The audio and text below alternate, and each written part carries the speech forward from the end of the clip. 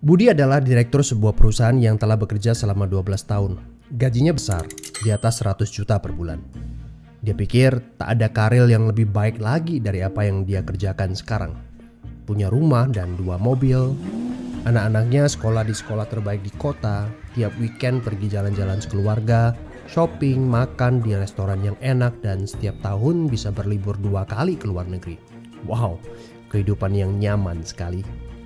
Tiba-tiba krisis melanda. Perusahaan tempat dia bekerja bangkrut dan Budi kehilangan pekerjaan. Dunia terasa gelap. Karir yang dia bangga-banggakan selama ini lenyap seketika. Yang menjadi masalah, selama ini Budi tidak pernah berpikir untuk memulai bisnis sendiri.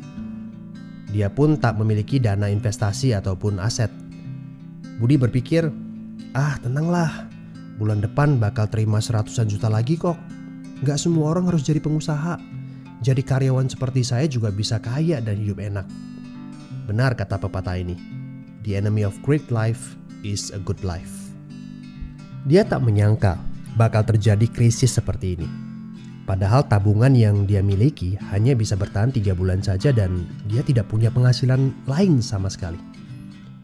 Apakah kamu punya teman yang mengalami hal yang sama seperti Budi?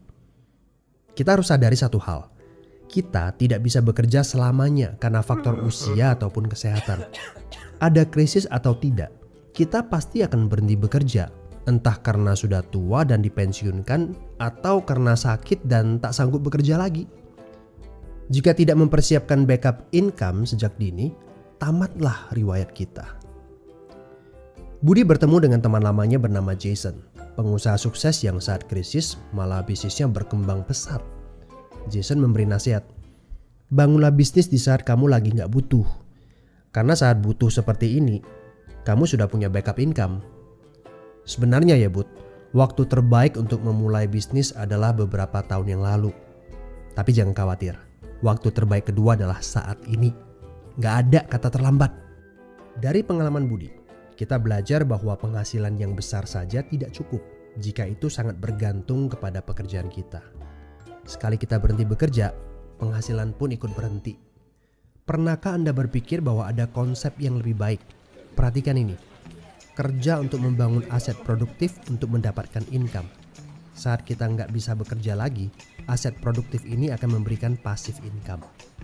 Jadi, jika kamu punya kesempatan untuk memulai bisnis saat ini, pastikan bisnis yang kamu bangun bisa menjadi aset produktif yang memberikan passive income. Kamu harus punya goal beberapa tahun ke depan bisnis kamu sudah bisa jalan sendiri tanpa kamu. Ini namanya autopilot. Apa boleh buat? Krisis memaksa kita untuk berpikir panjang.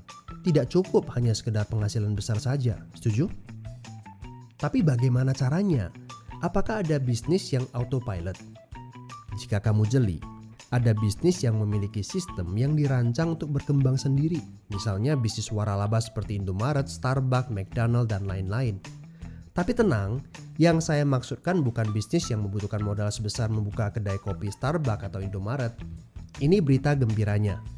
Ada bisnis bersistem dengan modal terjangkau. Tapi saya nggak punya pengalaman bisnis sama sekali. Saya seorang pegawai, saya ibu rumah tangga, saya mahasiswa. Apakah punya kesempatan untuk sukses berbisnis? Oh tentu. Video ini memberitahu Anda bahwa semua orang punya kesempatan untuk sukses berbisnis asalkan mereka diperkenalkan bisnis yang tepat dan berkolaborasi dengan tim yang memiliki sistem yang telah terbukti. Informasi yang akurat, ini yang Anda butuhkan. Hubungi teman yang mengirimkan video ini kepada Anda. Dia sedang mencari orang yang tepat untuk diajak berkolaborasi di sebuah proyek. Mari kita cari tahu, apakah kalian bisa cocok untuk kerjakan proyek ini bersama.